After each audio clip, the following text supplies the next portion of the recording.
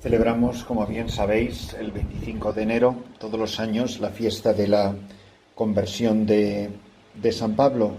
Y, como sabéis también, en esta fiesta la Iglesia se une a los hermanos separados, a todos los bautizados, aunque no en plena comunión con la totalidad de la verdad, que reside en la Santa Iglesia Católica.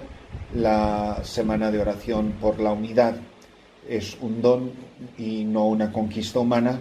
La oración por la que Jesús pidió al Padre la noche antes de padecer, en el contexto de la institución de la Eucaristía: Padre, que todos sean uno, porque es precisamente de la Eucaristía de donde brota la unidad y hacia la Eucaristía donde deriva toda la unidad de la Iglesia. Sin duda que la conversión del apóstol Pablo es un momento determinante en la historia de la cristiandad, en la historia de la Iglesia Católica y, por tanto, en la historia de la salvación. Es decir, si tú y yo hoy somos cristianos, probablemente se lo debemos a San Pablo, que es el que revienta los odres viejos con odres nuevos, el que revienta el vino nuevo y trae el vino de solera, el vino añejo, el vino bueno, y es el que abre todas las fronteras, revienta las fronteras, y es el que experimenta y descubre que él, siendo un judío de pura cepa, sin embargo, él reconoce que la salvación de Jesucristo no es sólo para el pequeño pueblo de Israel, sino para toda la humanidad, hasta los últimos confines de la tierra. Es de tal importancia este acontecimiento eclesial, este acontecimiento de nuestra historia de la salvación, que este relato se nos comunica en dos ocasiones. Lo cuenta el mismo Pablo en sus cartas, y por dos ocasiones lo relata el apóstol San Lucas, que es el autor de los Hechos de los Apóstoles. Los Hechos de los Apóstoles cuenta, con alguna variación, el mismo relato en dos ocasiones. Tal es el impacto que esto hace en la primitiva comunidad cristiana. ¿En qué consiste la conversión del apóstol? Es un hombre fanático, un perseguidor de los cristianos. Piensa que el cristianismo es adulterar el judaísmo, es adulterar la tradición de los mayores, la tradición de sus padres. Y por lo tanto, él no simplemente es observante de la ley y es judío por los cuatro costados, por parte de padre y por parte de madre, además del grupo más fanático del judaísmo, sino que además él quiere imponer por la fuerza, llevando presos, si es necesario, sometiendo al martirio, como fue el caso de Esteban, el protomártir. Y sin embargo, este hombre tiene una experiencia, tiene un encuentro con el Señor. Cristo mismo, el resucitado, le sale al camino. Y como nos ha pasado a todos, como le pasó primero a Simón y a Andrés, y a Santiago y a Juan y a Bartolomé y a Mateo, le llama por su nombre. Es el reconocer una voz que nunca antes ha escuchado, que le habla con autoridad y le hace una pregunta que va al corazón de lo que está haciendo en ese momento. Iba camino de Damasco con cartas con autorización de los sumos sacerdotes o de quien fuese para meter en la cárcel a los cristianos. Y le dice estas palabras: Saulo, Saulo, ¿por qué me persigues? Y él cuenta que él preguntó: ¿quién eres, Señor? Fijaros que ya en la pregunta él ha detectado en la voz que le llama una autoría totalmente desconocida, porque él responde a la llamada y a la pregunta que le hacen, Saulo, Saulo, y la pregunta, ¿por qué me persigues?, llamándole Kyrios, llamándole Señor. Y le pregunta: ¿quién eres? ¿Recordáis que hace apenas 2 días os decía, la fascinación de Jesús hace que nos preguntemos todos: Señor, Jesús, ¿quién eres tú? Quiero conocerte. porque no es posible que tú existas y yo no te conozca. Pero ¿cómo puedo conocerte y no amarte, amarte y no seguirte? Aquí, ¿quién eres tú? Y la voz le respondió: yo soy Jesús Nazareno, a quien tú persigues. Es muy interesante, porque San Pablo se refiere a él por el Cristo de la fe, el Señor.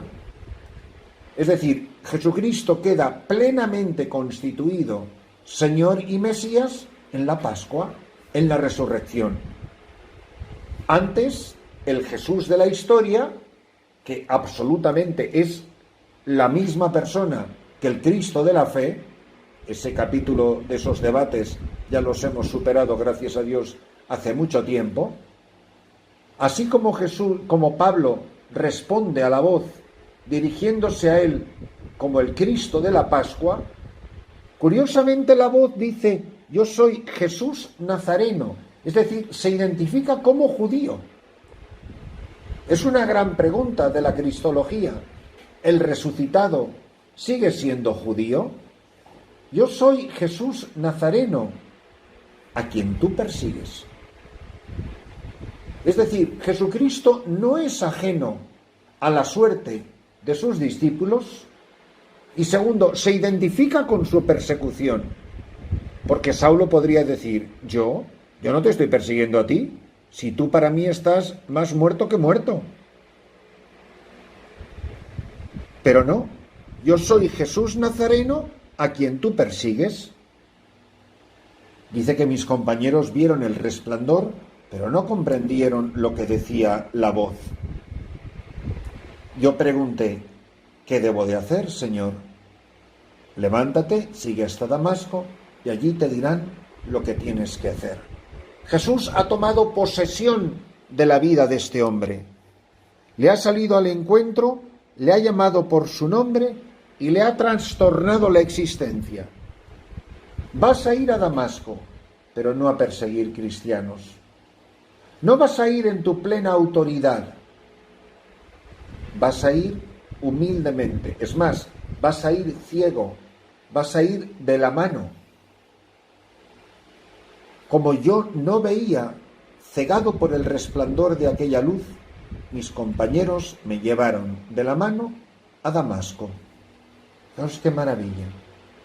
Aquel que, lleno de arrogancia, quería acabar con todos los cristianos, ahora el perseguidor tiene que ser llevado de la mano. Y allí es entregado a un cierto Ananías. Y Ananías le pone en manos de sus hermanos, de sus compañeros. Y va a ser por medio de la Iglesia, aquí en este caso es Ananías, como va a recobrar la vista. Es decir, el encuentro con Jesucristo es cegador, nos deslumbra, nos ciega, nuestra mirada queda completamente cegada. Un místico, un contemplativo, un hombre o una mujer de verdadera e intensa oración, que ha tenido un encuentro real, definitivo, radical con Jesucristo, que le ha cambiado la vida y se la ha puesto patas arriba.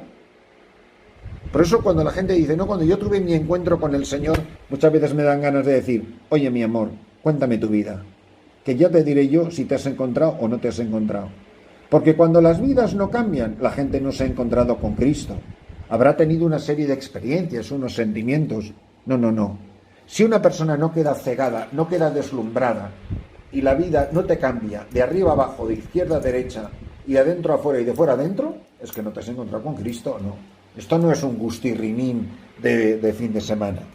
No, esto es un encuentro que cambia una vida. Y por eso, para nosotros, la llamada que nos hace el Señor en esta fiesta es de preguntarnos: ¿en qué camino de Damasco me salió Jesucristo al camino? ¿Cuál fue mi experiencia de quedar cegado por esa luz? Y así, cada uno de nosotros, en la celebración de esta Santa Misa, nos preguntaremos: cuando yo me acerco al misterio de Cristo, el resucitado, que sigue siendo Jesús Nazareno, yo quedo deslumbrado por este fogonazo de luz eterna. Me dejo llevar de la mano de la Iglesia. Confío en la Iglesia como un ciego que no sabe por dónde caminar. Me dejo llevar de la mano como Saulo fue llevado de la mano de Ananías. ¿O soy tan soberbio que me creo que veo y creo que me lo sé todo y no me tiene que enseñar ni guiar nadie? Y por lo tanto estoy mucho más perdido de lo que yo me imaginaba. Que la celebración de esta misa nos invite a revivir la experiencia de este hombre. Todos tenemos nuestro camino de Damasco. Todos estamos llamados a quedar cegados por la luz de la gloria del resucitado. Y todos tenemos que tener la humildad de aprender a caminar en la Iglesia, tomados de la mano de los hermanos, de aquellos que conocen el camino, para que se nos abran los ojos, para que nos digan: hermano, recobra la vista. Inmediatamente recobré la vista y lo vi. Él me dijo: el Dios de nuestros padres te ha elegido. El Dios de nuestros padres te ha elegido para que conozcas su voluntad, para que vieras al justo y oyeras su voz, porque vas a ser su testigo ante todos los hombres de lo que has visto y oído. Ahora no pierdas tiempo, levántate, recibe el bautismo, que por la invocación de su nombre lavará tus pecados. Qué cosa tan maravillosa. Y eso que le ha pasado a Saulo, nos ha pasado a ti y a mí. Que seamos como él, testigos del resucitado hasta los últimos confines del universo.